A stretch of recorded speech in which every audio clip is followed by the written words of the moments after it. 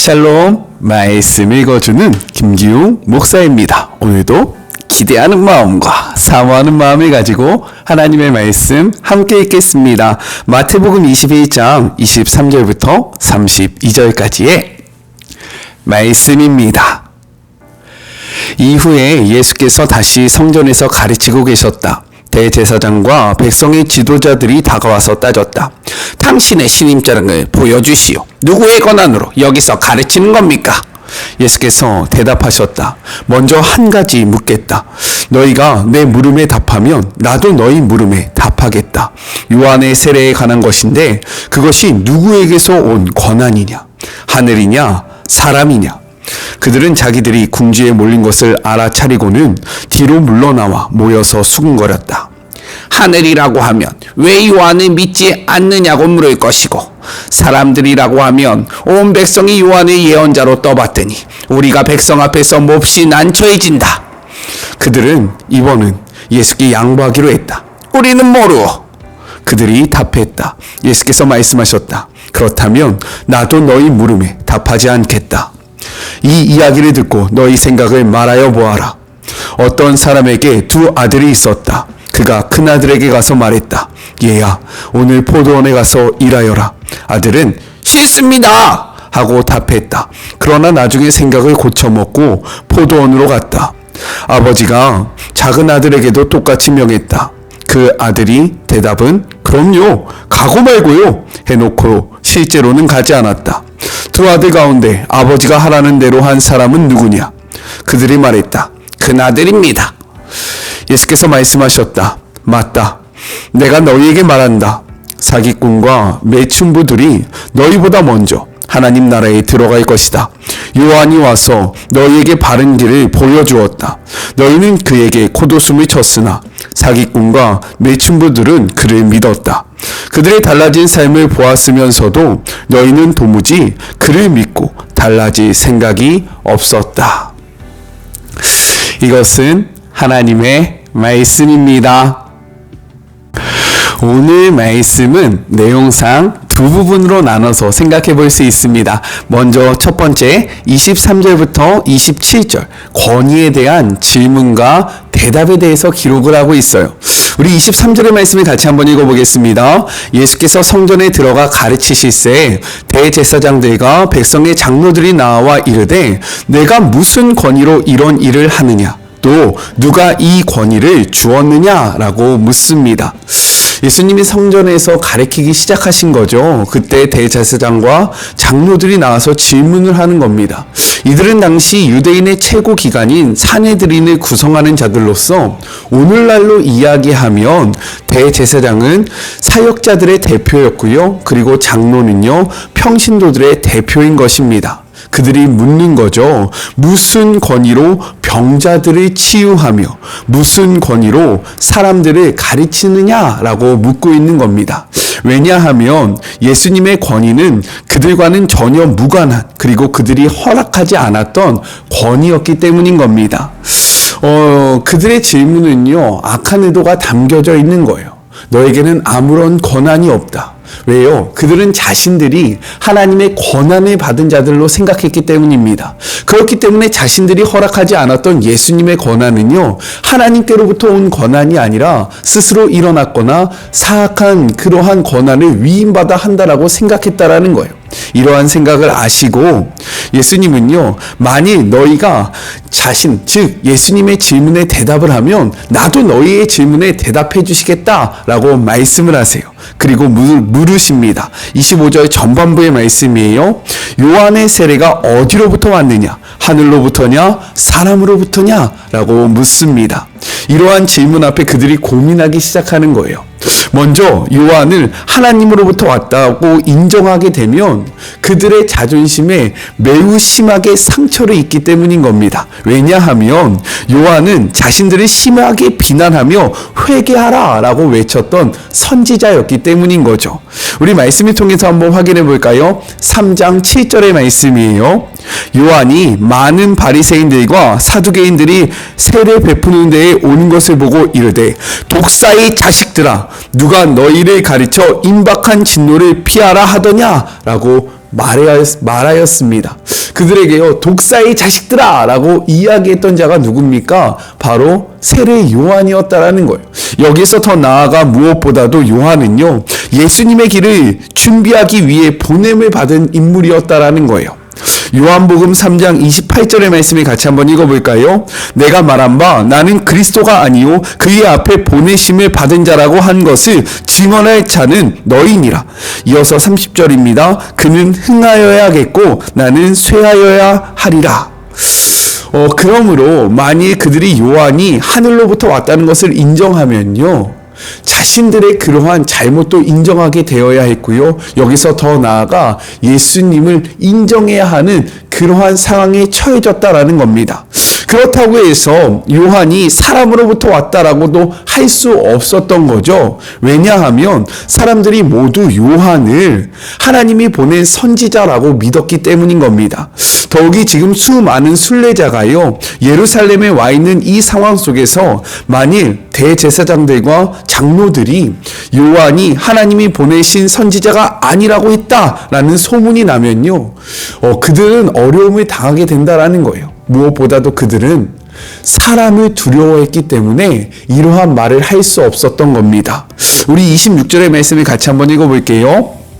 만일 사람으로부터라 하면 모든 사람이 요한을 선지자로 여기니 백성이 무섭다 하여 라고 이야기합니다.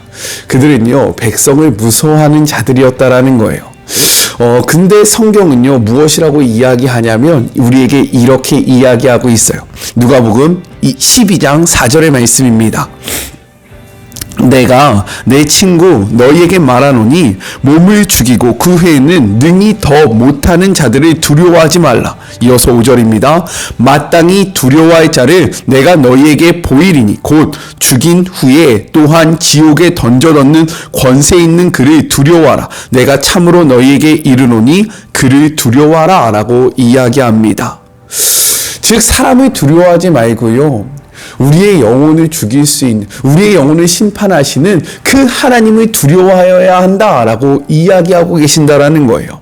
이 말씀 앞에요, 우리는 누구를 두려워하고 있는지 정말로 우리의 마음을 다시 한번 살펴보는 시간이 되었으면 좋겠습니다.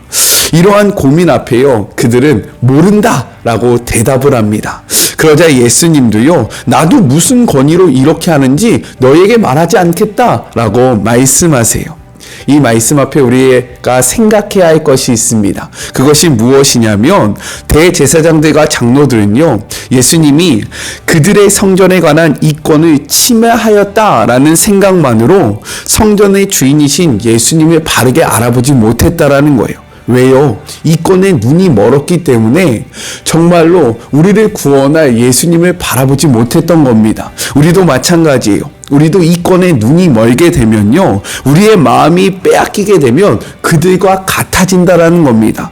그렇기에 우리의 관심이 어디에 있는지, 우리의 시선이 어디에 있는지, 우리의 마음 속에는 무엇이 자리 잡고 있는지를 돌아보는 그런 복된 하루가 되었으면 좋겠습니다.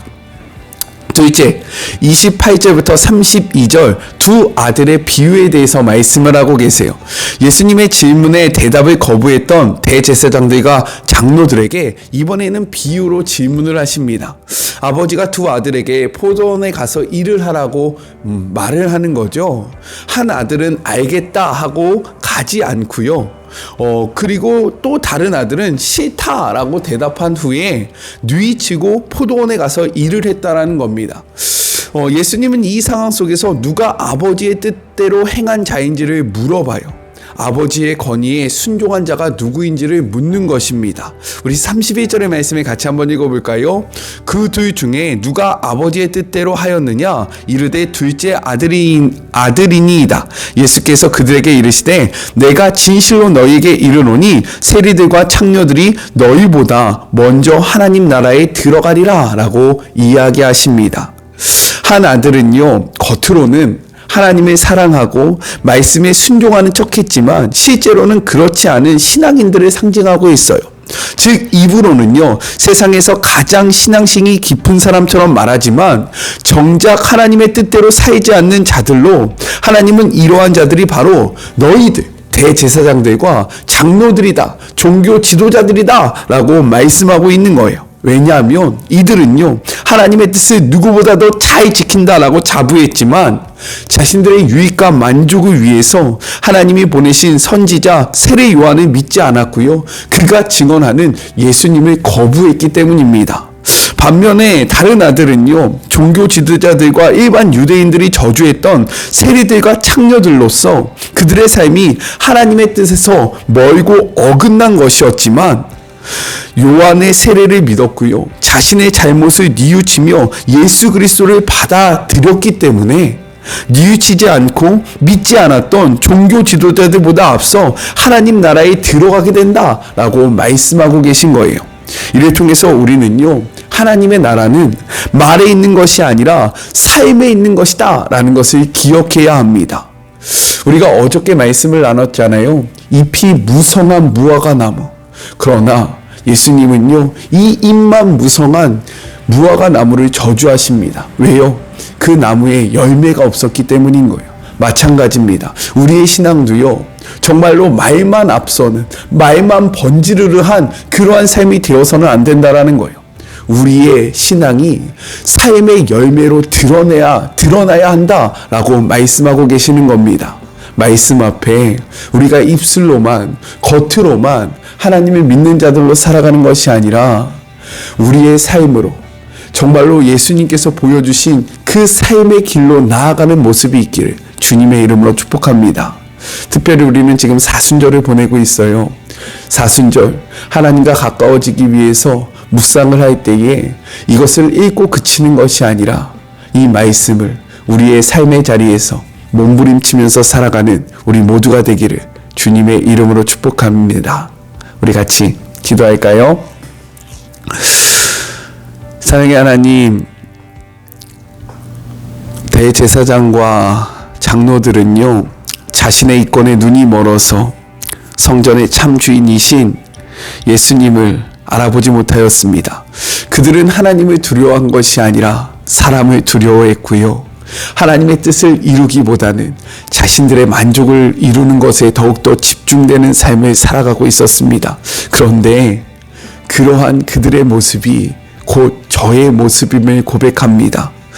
하나님, 우리가 이 말씀 앞에 우리의 삶을 돌아보게 하시고 우리의 만족과 유익을 위해서 살아가는 것이 아니라 정말로 말씀을 그대로 믿어서 주님이 누구이신지를 바르게 분별하는 주의 모든 자녀들 되게 하여 주시옵소서. 우리의 신앙이 입에만 있지 않습니까? 말에만 있지 않습니까? 그러나 정말로 하나님의 권위를 인정하는 자는 삶으로 그 권위를 드러내는 자라는 사실을 우리가 말씀을 통해서 살펴보았습니다. 우리의 말이 우리의 삶이 되게 하시고 우리의 신앙이 우리의 삶의 모습이 될 수 있도록 주님 축복하여 주시옵소서. 사순절을 보내고 있습니다. 주님, 이 시간 동안 우리가 더욱더 말씀을 가까이 하고 말씀을 살아내므로 말씀이신 예수님과 동행하는 우리 모두가 되게 하여 주시옵소서. 함께 하실 주님을 바라보며 거룩하신 예수님의 이름으로 기도드립니다. 아멘. 말만 번지르한 그러한 신앙인이 아니라 우리의 이권에 우리의 마음이 빼앗긴 그러한 신앙인이 아니라 정말로 우리의 삶 속에 하나님의 말씀이 있기를, 그리고 우리의 중심에 예수님이 있는 삶을 살기를 소망합니다. 저는요, 또 내일 만나도록 할게요.